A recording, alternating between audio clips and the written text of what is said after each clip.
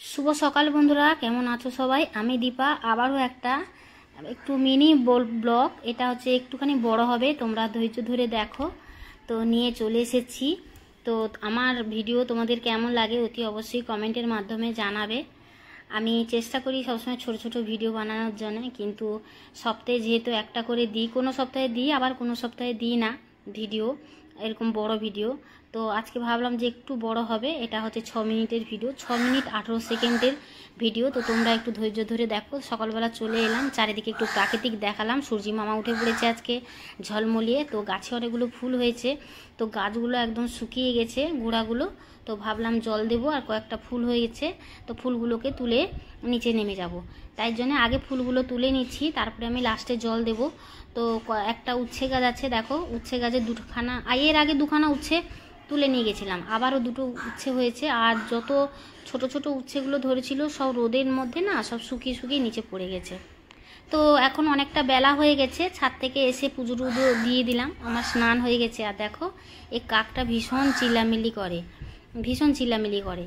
তো এদিকে আজকে হচ্ছে এটা জামাই ষষ্ঠীর ব্লগ। তো আমি জামাই ষষ্ঠীর দিনকে দিতে পারিনি, এটা হচ্ছে তার পরের দিনকে। তো জামাই ষষ্ঠীতে আমার বাপের বাড়িতে ডেকেছিল, তো যাওয়া হয়নি, যেহেতু আমি অনেক দূরে থাকি, আমি আর আমার বোন, তো দু বোনের যাওয়া হয়নি। তো অনেকটা দূরে থাকি যেহেতু, ওই জন্য আর কিছুদিন আগে ঘুরে এসেছি, এই জন্য আর গেলাম না। তাই জন্য ছেলে নিয়ে এসেছে পাঁঠার মাংস। তো আজকে বেশি কিছু করব না, রাইস করব। তার জন্য দেখো রাইসটা আমি বসিয়ে দিয়েছি এখানে, আর এখানে আলুটাও ভেজে রাখলাম। আর ছেলে মাংসটা ধুয়ে মাংসটা ম্যারিনেট করে দিয়েছে, তো আমি রান্নাটা চাপিয়ে দিলাম। তো পাঁঠার মাংস না করতে অনেকটা সময় লাগে, তো কি বলো তো, একটু কষাতে হয়, যত কষাবে তত আরও টেস্ট বাড়বে। তো এই জন্য কষিয়ে করছি, আমি লাস্টে প্রেসার কুকারে দিয়ে দেবো। তো আর এখানে আমি বিনস গাজর কেটে রেখে দিয়েছি, আর আমার ভাতটা হয়ে গেছে। তো ভাতটার ফ্যানটা গেলে আমি রেখে দিলাম। আর কয়েকটা বাসন আছে, তো ওইটা যেহেতু আমার অনেকটা সময় লাগছে রান্না করতে, তো মাংসটা বসিয়ে দিয়ে কয়েকটা বাসন ছিল, কয়েকটা না বেশ অনেকগুলোই বাসন, তো বাসনগুলোকে আমি মেজে রেখে দিচ্ছি। তো আমার দিদি যে আসে সকালবেলা আমাকে হেল্প করে, তো বলেছিল আজকে ছুটি নেব, তো বললো যে ঠিক আছে আমি আজকে ছুটি নেব না, তো বৌদি বেলায় আসবো। তো ওর জন্য আমি বাসন টাসন আর রাখলাম না, কয়েকটা রাখবো, বেশিটা আমি মেজে রেখে দেবো। দুপুরবেলা যা খাওয়া দাওয়ার বাসন পড়বে দিদি এসে করে দিয়ে যাবে। তো ওই জন্য বাসনগুলোকে মেজে রেখে দিচ্ছি।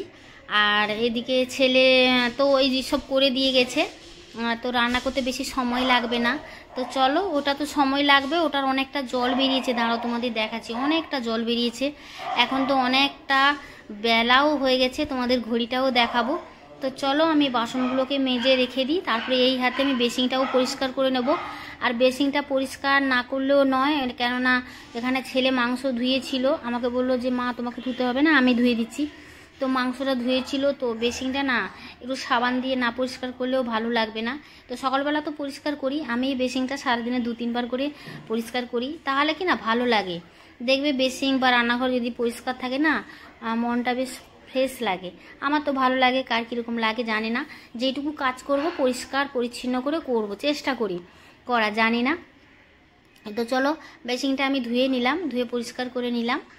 আর এখানে তো আর সেরকম মাছের কিছু ধোয়াধুয়ি করব না, সবই তো হয়ে গেল। আর রান্নার যে খাওয়া দাওয়ার যে বাসন টাসনগুলো পড়বে ওগুলো টুকটাক রেখে দেবো।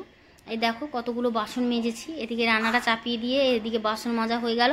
তো চলো আমি কড়াইটা একটু নেড়ে দিই, অনেক জল বেরিয়েছে। তো দেখো বন্ধুরা, দুখানা আম বের করে নিলাম, তো আমটা আমি কাটবো, খাওয়া দাওয়া যখন হবে তার একটু আগে কাটবো। তো তোমরা শুনতে পাচ্ছ কিনা জানি না, পাশের বাড়ি কুকুর আছে, ভীষণই চিল্লামিল্লি করছে।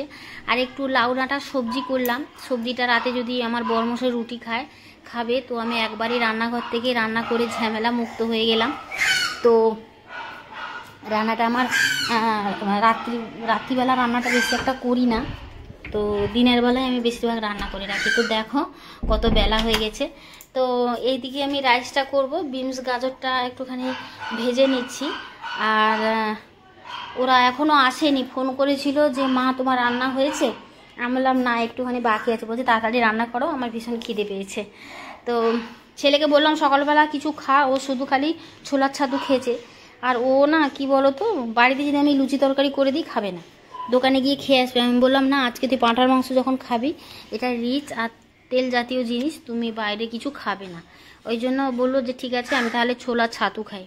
তো আমি বলেছিলাম ব্রেড সেঁকে দেবো, তোর বাবা ব্রেড খেয়ে গেছে, ব্রেড আর ডিম কলা এগুলো খেয়ে গেছে। তো ওকে বললাম করে দেবো, বলছে না আমি খাবো না। তো কি আর বলবো, এদের খাওয়া দাওয়ার রুচি অন্যরকম, আমাদের সঙ্গে কোনো মিল নেই। তো চলো, আমার এটা হয়ে গেছে, এখন আমি প্রেসার কুকারে দিয়ে দেবো। আর এদিকে আমি রাইসটা করে নিয়েছি, একটু গরম মশলা উপরে দিয়ে দিলাম, আর ওই সবজিটাকে ভেজে ওর মধ্যে দিয়ে একটুখানি ঘি গরম মশলা দিয়ে দিয়েছি। তো দেখো পুরো আমার রেডি হয়ে গেছে। আর এদিকে আমার মাংসটাও রেডি হয়ে গেছে। তো দেখো মাংসর কালারটা কত সুন্দর এসেছে। তো বেশি একটা ঝোল রাখলাম না, একটু মাখো মাখো করে রাখলাম, কিন্তু ঝোলটা না শুকিয়ে গেছে। ঝোলটা রাখলে ভালো হতো, তাহলে রাইসের সঙ্গে মেখেও খেতে পারতো। তো আমটাও কেটে নিয়েছি, তো ওদেরকে আমি বেলে দিই, ওরা চলে এসেছে সবাই স্নান করে। তো আমার বড়মশাইকে আর ওর বাবাকে বেলে দিলাম। তো বন্ধুরা, ভিডিওটা কেমন লাগছে অতি অবশ্যই কমেন্টের মাধ্যমে জানাবে, ভালো লাগলেও জানাবে আর খারাপ লাগলেও জানাবে। তো আজকের মতন আসি বন্ধুরা, ততক্ষণে তোমরা ভালো থাকো, সুস্থ থাকো আর সাবধানে থাকো। আর প্রচণ্ড গরম পড়েছে, বেশি বেশি করে জল খাও।